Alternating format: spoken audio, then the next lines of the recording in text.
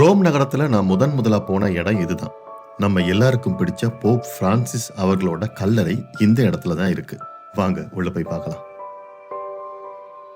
Pope Francis அவர்கள் உயிரோடு இருந்தப்ப கிட்டத்தட்ட 100 தடவைகளுக்கு மேல விசிட் பண்ண இந்த இடம் தான் Saint Mary's Major basilica.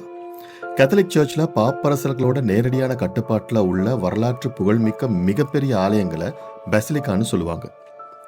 Rome நகரின் 4 பெசிலிக்காக்கள்ல இதுவும் ஒன்று. 5ஆம் நூற்றாண்டுல கட்டப்பட்ட இந்த பெசிலிக்காவில் போப் பிரான்சிஸோட கல்லறையோட சேர்த்து இன்னும் 7 போப்களினுடைய கல்லறையும் இருக்கு.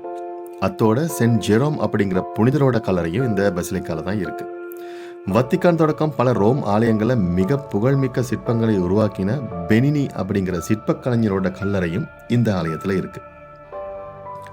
போப் பிரான்சிஸ் உலகின் மிக சக்தி வாய்ந்த ஒரு பதவியில இருந்த போதும் தன்னால முடிஞ்ச அளவு ஒரு எளிமையான அன்பான வாழ்க்கையை வாழ்ந்தவர்.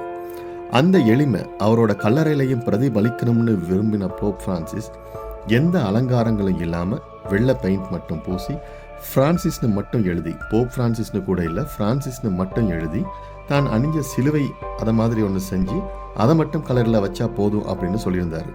அதன்படியே அமைக்கப்பட்ட இந்த மாமனிதரோட கல்லறையில அவர் அமைதியா எப்பவும் உறங்கிக்கிட்டு இருக்காரு.